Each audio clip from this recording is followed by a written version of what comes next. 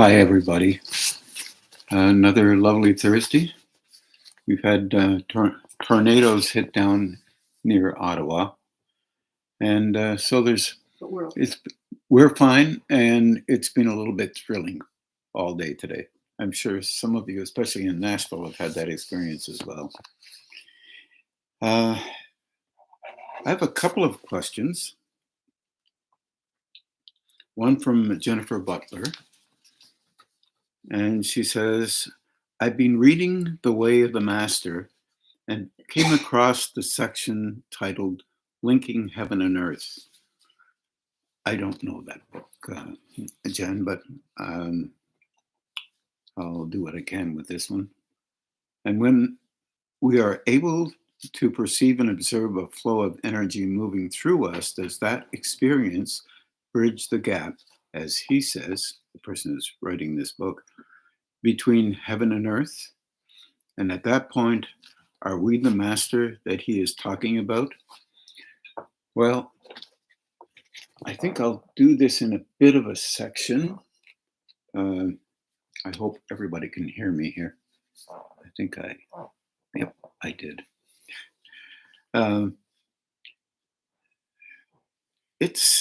I think you might say that you might be a master in training, perhaps. We have a real dilemma when we understand these ideas about words. And this concept of master has been battled about, in so many different belief systems. But in this book, it seems that, since I haven't read the book, bridging this gap between these coarser planes and higher states is basically an experience that an awful lot of people have talked about. If you think that this energy that we are perceiving is part of bridging the gap. Now, I think it is, from my perspective, but it's a little early to title anybody around this particular mechanism, because it includes deeper levels of understanding. It includes relationship that is a little outside our domain. And it includes being willing to allow your personality, values, and dictates to be looked at from a different perspective. And I think at the seminar, we talked quite a lot about this, but we'll maybe go through a little bit more. When you're dealing with the understanding of energy itself, you are learning how to make the personality a lens. To do that, in the old traditions, they used to say you have to polish the lens. Hardly anybody understood what that meant, mainly because they saw the personality as a form which was pretty well valued by an individual as, relatively speaking,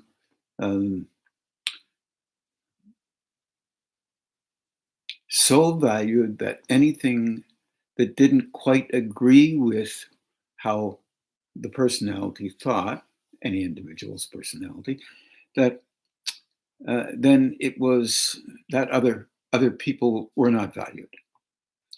That is not related to a master, a being that is linked up.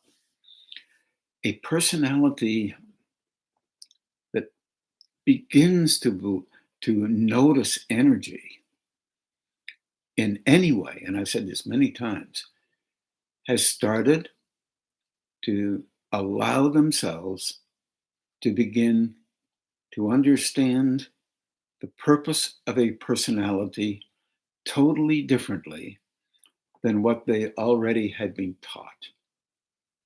And the purpose of the personality construct as an energy form, and that's what it is to construct a form that will enable expression to occur on these planes from other planes consciously, meaning not the personality being focused on, but the energy operating on these planes to help the planes out and to have the planes develop into a different state or a higher state. There are many levels of growing involved with this particular kind of action, which includes understanding in great depth how you got to be the way you are, not negating that, but attempting to understand the necessity of having a form, physical, emotional, mental, that can engage and survive on these levels. That is done through, and definitely even begun in the womb, as I mentioned before, and then cultivated through an interaction with those other forms that were closest to us. We copy them. We don't believe we do. We often engage with being exactly like they were, and we don't understand that that is an act of love both ways, from the backgrounds that we had and also from us to them, to the background, because this happens to be more reflexive and unconscious than it does conscious. In the process of allowing yourself to make this lens polished a bit, it's the beginning of understanding that there is a non-judgmental segue into that relationship that you begin to have with higher states and coarser states. That is bridging somewhat the gap. There's a lot written about this in terms of what happens, what a personality can do, inversions of extended perceptions and all that. And that is considered to be the only key relevant in bridging a gap between a higher state. In other words, you have a worthiness as a personality if you have these often called gifts. If you really have them, they're not always gifts. They can be very disturbing, and it includes helping you to understand you and how you function, as well as, in some people's view, denigrating other people because they're not very special. Certainly not as special as you. That is not a master orientation. That is a depth of understanding that is relevant to these planes. That's a disturbing thing to say, because that implies that it's difficult for us to understand and allow ourselves to let go of the need we have to be paramount in any expression and definition of what spiritual is once we are on the spiritual path. In other words, our beliefs basically rule us rather than the interactions of experience. In the process of growth, everyone has experience that seems a little outside of how they normally are. That is kind of a little bit of a a help within us to recognize that something is moving inside that may be helpful to you. It's done over and over and over again. It's little insights that are beyond our capacity to normally understand something, one could say. Or you might be clairvoyant or clair this or clair that, audient or sentient, whatever that means. But it is in a view that allows the personality to be valued as it is, not necessarily too much change. This is a natural, normal way. This is not a negation. It's a natural, normal way. And when you begin to talk about masterhood, you're talking about gender orientation that doesn't exist. What do I mean by that? I mean, it happens to males and females. To look at it from that point of view, no matter how it occurs, once you're engaged with that process, you continue along that process, little by little. And the reason for little by little is movement in a small way can be recognized, and the personality can allow that to be okay because it's still entrenched with the value of how it thought before, how it expressed before, how it feels physically, had felt physically, sorry. My tenses are messed up there. So when you're looking at this, an understanding of what masterhood would be in a real way is that you have a connection in a kind of a manner that helps you understand what your present steps are and your next steps are, knowing full well that they are only steps in a larger, more universal engagement with states beyond our understanding. This is important to understand because then you begin to realize that the energy that you've used as an individual, unknowingly, I agree, to formulate a system that we call, and it's physical, emotional, and mental, that we call personality, is all energy. And energy can have energy flow through it and affect it. You are learning that you can also use that energy as a lens, not only to see through, but to have sunshine or energy. It's like a window operating through the system that you are involved with as a personality. Now remember, if it can make sense to you, there are portals or chakras or valves that you can become aware of in your process,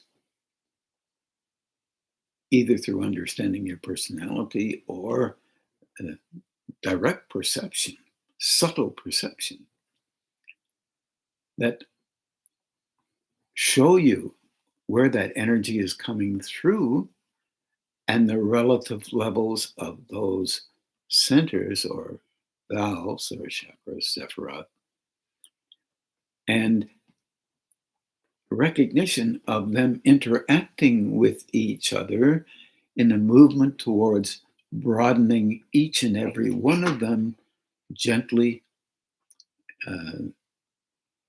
in a relative balance so that you can understand beyond what you've already decided is more real based on what you've read or understood or even experienced. This is understanding at a level that has no negation towards anything that's being written already. Nothing. However, a system like our personalities as they develop, an aspect of engagement with other states, they maintain these states, but there's a blending or a synthesis between states so that that engaging structure can be a perceiver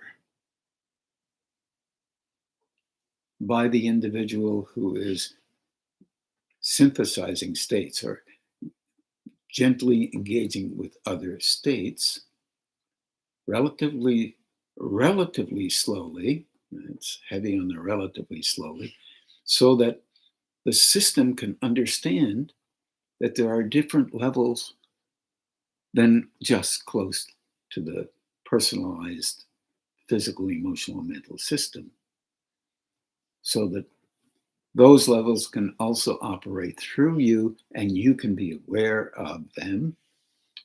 But the purpose as they operate through is always related to helping. Now, okay. In speaking that, I know full well that on our way in to those levels, we as curious personalities will wonder if we can utilize those energies for purposes that relate to ourselves. In other words, assess other people by them, put them down because they don't follow the belief system that I do, or they don't perceive, we think, but we perceive, those kind of ideas. And this is related directly to these planes, to these coarser levels. So a person of that kind of willingness to express themselves in that manner, a person like that will be not considered negative per se, but considered unable to allow an increase in that flow, because they will use that increase the same way that they currently use what they do. And they'll attempt to do that in relationship to a higher level. There are interesting things that occur because of this. And I believe you, like everybody else, every one of us, will have instances where we notice that is kind of happening in our lives. And then the next move is to slow that down, to back away, to actually engage with energetic help for those levels of ourself. Sincerely, because you can't fool those higher states. You can act as if, but you can't fool those higher states. You know what you're doing and how you are right from the get-go. That's not a judgment. That's an understanding and a recognition that is very difficult for us who live on these planes and have had to cultivate ourselves in a certain way to be able to survive. It's difficult for us to act differently than how we have been a part of the training of ourselves. And others have trained us too. So slowly that begins to gently move into a state within our mind, our emotions, our physical system, all the construct that we have within us. Just very, very helpful, begins to allow us to have insights into how we have just functioned and slowly attempt to soften those down, not towards perfection, not as being perfect as a personality, but having an broader understanding of what we do under certain conditions for purposes that relate to these planes. That understanding broadens our minds out, allows us to be receptive to allowing adjustments to be considered valuable beyond how we function. It is already considered valuable by us. This is a very valuable question, but a very difficult one to engage with.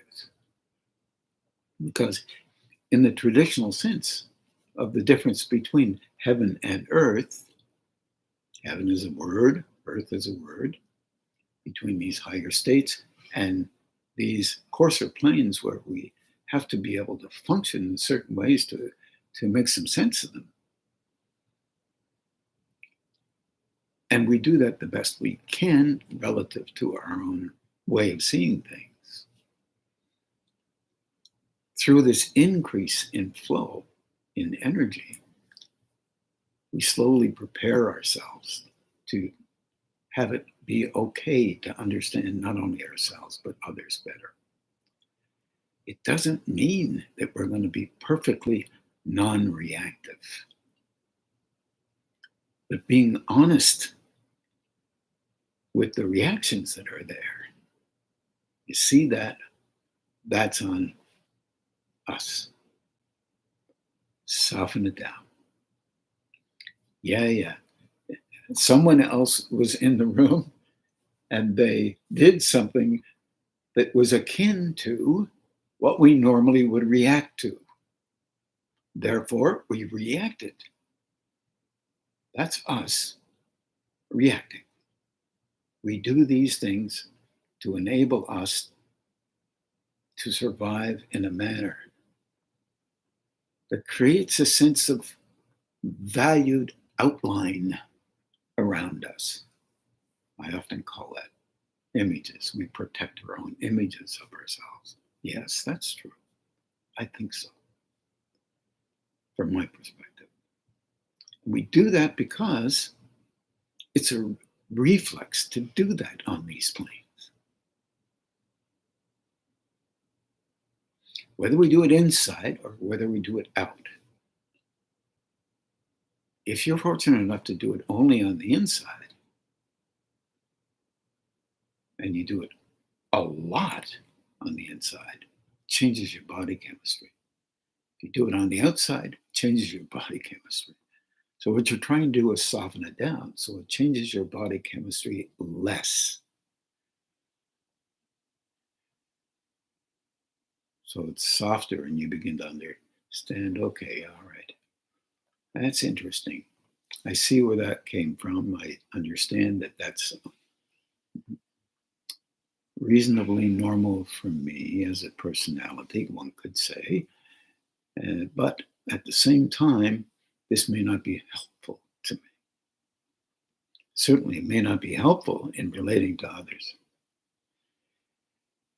In our world, we don't get this perfectly. We can act as if we do, but that's not real. But it's better to act a little bit like that, because it will then telegraph in your mind that you have seen something that could be a little bit softer and maybe gentler inside of you. And you can learn to stretch out a time between fast reactions and slower reactions so that you can begin to try to understand more about these planes and the part you play in them. None of us are perfect. And I would submit that the word master is a creation of these planes. On higher planes, beings don't need titles. But we're addicted to titles. So therefore, we're addicted to entitlement.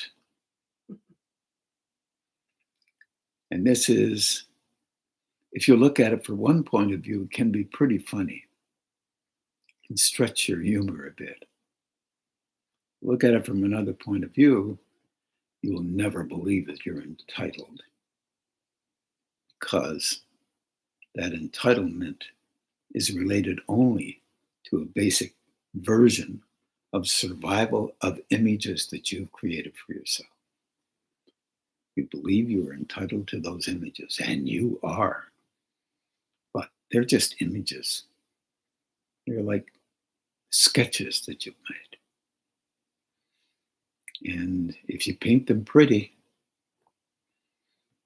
you would assume that other people would believe them, but they don't necessarily. And that's all right. They have their own images that they've sketched, and they're busy protecting them. Go slow with this.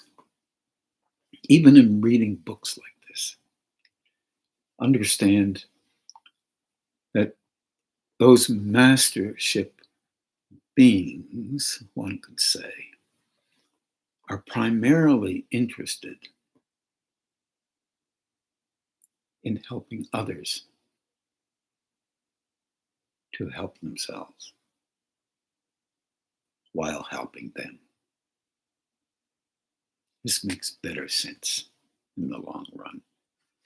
But I'm sorry, you don't get a title with this, but you do help, and it's recognized by even higher states.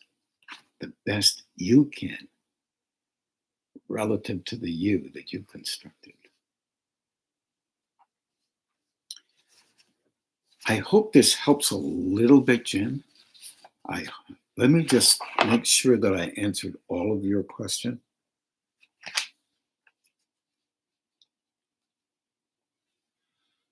You and I previously talked about how it was shown to indicate a link between heaven and earth, and this is the energy that you can perceive operating through you as your perception increases. And many of you have felt that from time to time.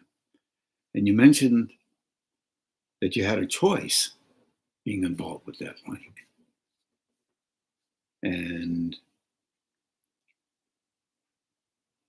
But if the flow is moving through us during ordinary life, while standing in the kitchen, for example, do we still have a choice about it? And I noted you've already made that choice. Somewhere along the line, you made that choice. The choice to be linked up, to remember your relationship with that energy and the significance of it relating to you constructing a personality. And since you are energy, energy can operate through you for purposes beyond the you that you've constructed. You then went on to say, maybe I've already made that choice. I had that dream back in 2015 or 16. That is likely true. And not to belabor a point, but most of us, when we begin slowly to engage, we begin to recognize there might just be something beyond us, just might be. I wish everybody well with this one. And just slow and easy. Kind of reminds me of the race between the rabbit and the turtle. This is a question from Carol Thompson. And I'd like you to really pay close attention to the process that Carol is going through, and she lives in England. Over the last few years, I have noted I have become more reactive to sadness. In my work, bereavement, and her work is in bereavement and abuse of all kinds, I feel I was attuned and skilled with empathy. I was able to be objective and separate to what was before me, yet be there. So she was helping quite a bit in relationship to those who are having some pretty tough times. Having retired, I purposely avoided other sadness. This would be sad news on any media or information that was heart-rendering, or TV programs that were sad. I felt I needed to protect myself, as I was almost too open to others' pain getting into me. In other words, perceiving this pain.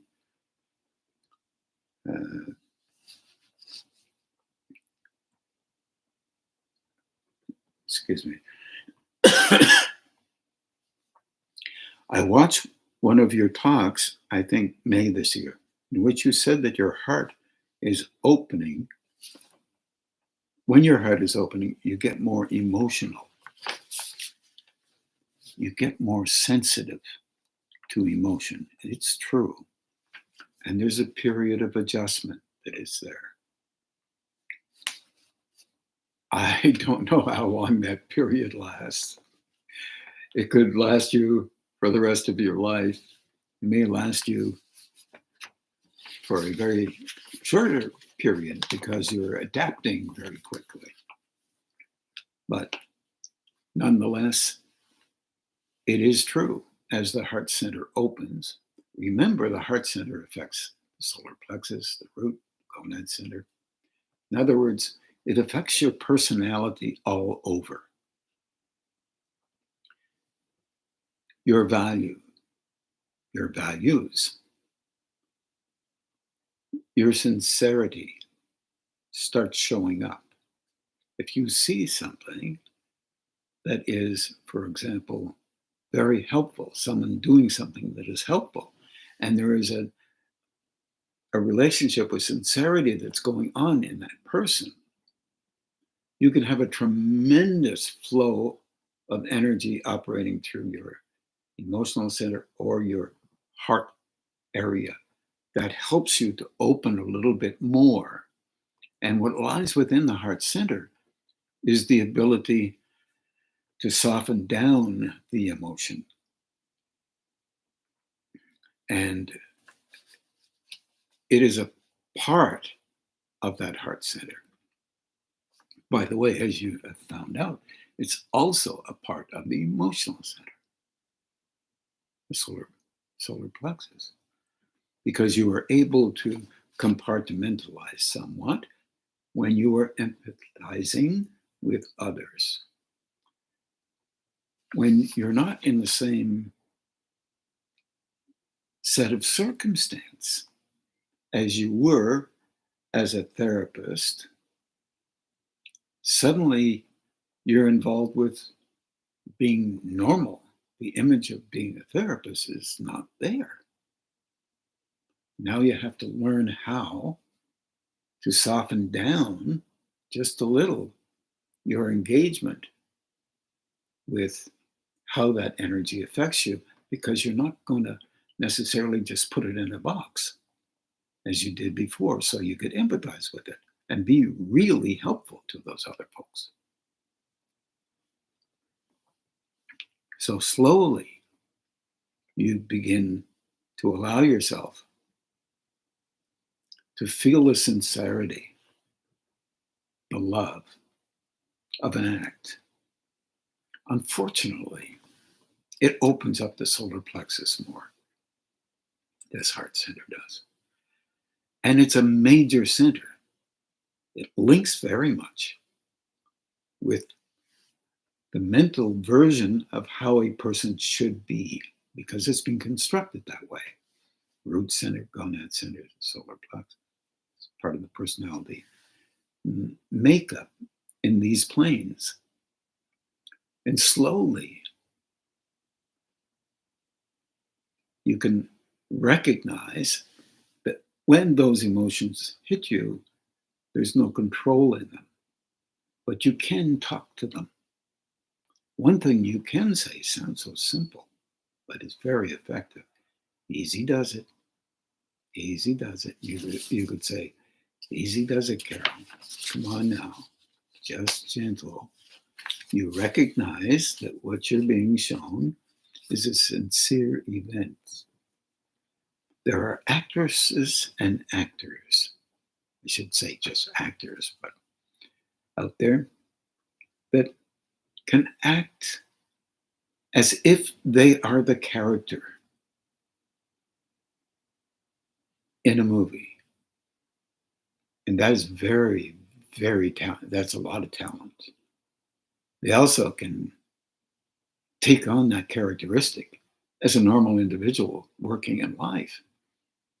And sometimes they find it very difficult not to be that character, because it tightens up in there. We learn as personalities how to be different under different circumstances.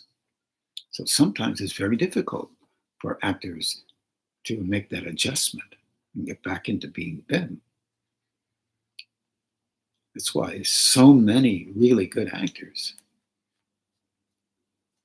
get people to help them to understand how they are, who they are, and why they are that way. It's called therapy. And they do that because when they take on the persona of another actor, of another person or a character in a movie, they want to get back into being them. And some don't do that, of course, and they get caught up and held. How could that even make any sense to this question? Well, it does, because a persona of a therapist or this or that or something else is always there because it's practiced on a daily basis. And then as you retire, you don't necessarily want to be that character. Every now and then, you'll notice it coming up and you will be that character. You won't be able to stop it. It's not because you're bad or good. It's just, that's what happens when we practice being some way more often than being another. This is consistent in our relationship with being a personality and engaging with those images that I was just talking about in the previous question. It's just what happens here. So I would say, if it were me, I would attempt to turn my hands on. You've heard this story before. Slowly. Put the hands up here. Let them touch each other, flow towards each other. Let them engage with each other. You can see where my fingers are. They're pointing upward. The tips of those fingers relate to the top of the head. Those fingers, in relationship to each other, are very much involved with energy moving up the spine and in front of you. Often, the front of you is more energized. When I say you, I'm talking to everybody here. Is more energized because that's the emotional aspect, it seems, for many, because the solar plexus is so strong in a personality relative to their learning, of course, and their background. So in doing that, you turn on the front of your system. Yeah, you do. So now try to be aware behind you. Check it out about anywhere from 6 inches to a foot or so that the energy will begin to pull because your focus is not reflexively on the front as it normally would be. It's on the back, behind you. It pulls the energy towards a quieter observation. For me, I still tend to talk personally to myself. It's counter to what my father told me to do, but nonetheless, it's what I do. Because if I can see something going on, I will listen to me more than I'll listen to somebody else. You might check that out and see if that's true for you. It's true of pretty well everybody else. But they may not admit that because it might be, might frost their image a little bit. That's normal. So slowing yourself down, easy does it. You'll be fine. Easy does it. You'll be fine. Be aware behind you. And you can try doing the pump. It will pull energy upward and over and move around you. If you do it often, you will notice that it will move around out to about 2 or 3 feet around you. Now, just saying that, as human beings will say, well, mine goes 4 feet. Mine only goes 6 inches. Mine only goes 2. This is the kind of thing that we do as a personality, not you, but others. So if you can do that, you can slowly soften the reflex to read another flow of vibration coming into you relative to what you have been practicing for years. What do I mean by that? You have been practicing, making sure that you understood what was going on in another the best you possibly could. So you were open to that. And I suspect fairly good therapist because you're sincere. Now you've closed off the part where you don't need to react because that's part of your job. But you haven't softened down. No offense, it's how all of us are. You haven't been able to soften down the sensitivity part. And you have to allow yourself to talk to that. Easy does it now. Just easy, easy. Otherwise, I can't be comfortable engaging in my day-to-day. Be aware behind you. You can redirect energy up. That's very valuable as well, especially from the solar plexus. Back through the chest, upper part of the chest. That turns on another part of the heart center. Out about a foot to a foot and a half, you'll get to know the right place. Back again, out about the same distance, up and right out from the back, right through the brow, out about a foot to a foot and a half. See if that helps. Because what you're doing is allowing that energy that operates that solar plexus sensitivity to move out of the personality's normal range and stimulate other aspects of responses that can soften down and allow energy not to be so sensitive all the time. And you heard all the time because sensitivity takes some getting used to. It doesn't operate the way a personality thinks it should. It operates relative to the individual's capacity to handle that sensitivity or be open to its expression and recognition. So slow and easy. Very fortunate that you have this. Doesn't sound like it, but you're trying to bring it into a place where you can find a balance. Have it operate, but not operate as much when it's not necessary. Because we still live on these planes.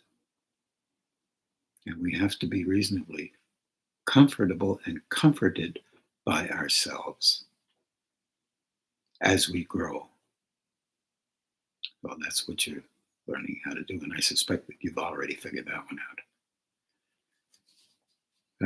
I heard a neighbor upset at how she had been treated by her boyfriend. She was upset. I became very upset and had to remove myself so I could not hear her.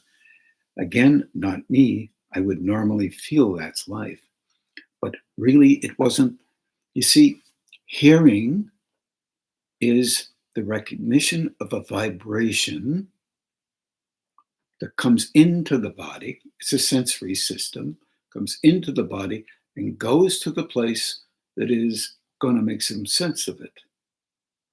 And that very sensitive aspect of yours is still, it's well trained, it is there, but how you're engaging with not responding has been taken out as an image that related to another way of interacting in life. Now you're in this, it's a different place. So you're learning how, just reiteration here, you're learning how to soften that down. Use a life map, use anything that you can. Open those hands best you can. Keep them working. And you'll begin to notice a change. Well, Ron, how often should I do that? As often as it takes. Soften it down the best you possibly can. Keep engaging. Think of those higher states and ask for help. It's what all the rest of us do. Do the best you can with that. You do say, I do use the vortex, and balancing, although I am guessing the balancing, not enough, not real at all.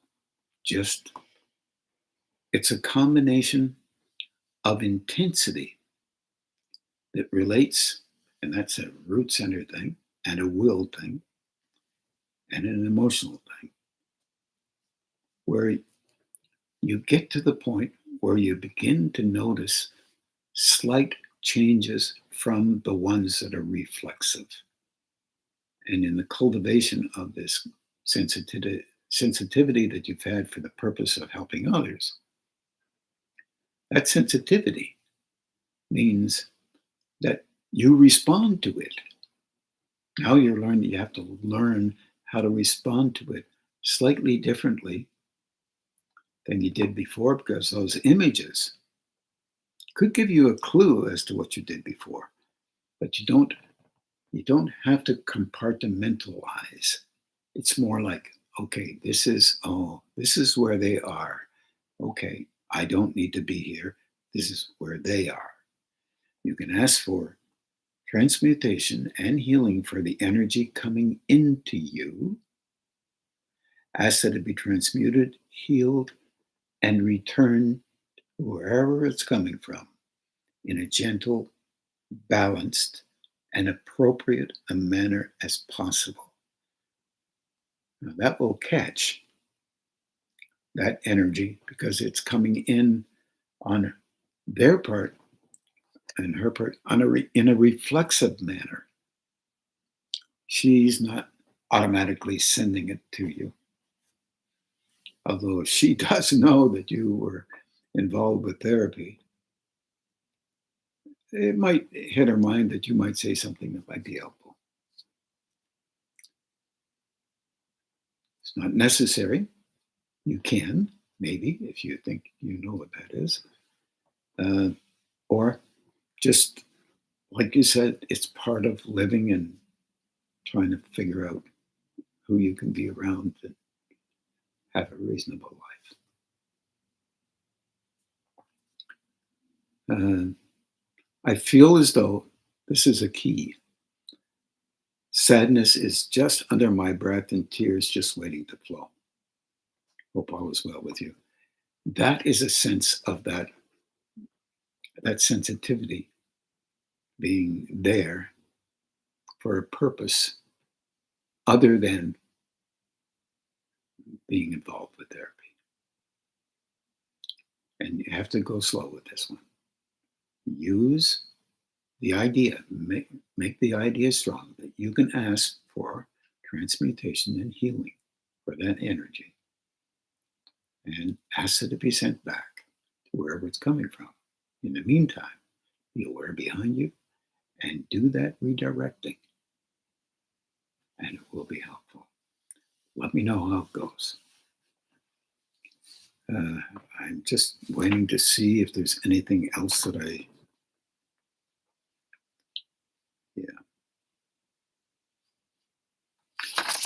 No, I think that's enough on that one. And I wish you well with that one, Carol, because it can be that way for some people as they open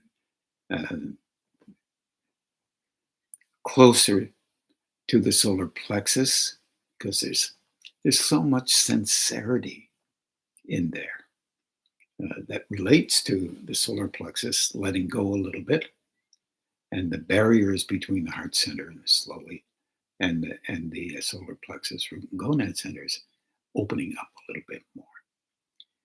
Don't be afraid to use your mind in that. You create your image and you're using it and asking for help for it. Well, it's time to meditate.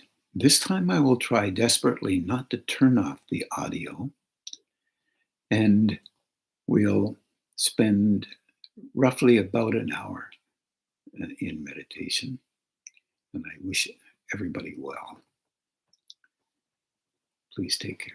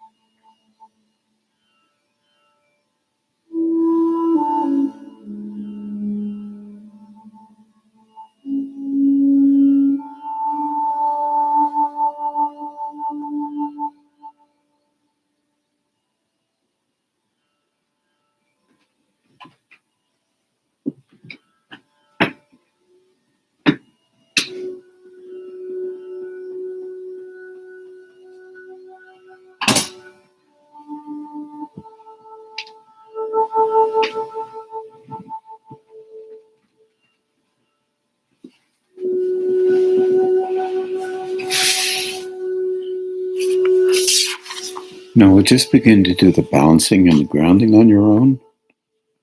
And have a good evening, everybody. Good night.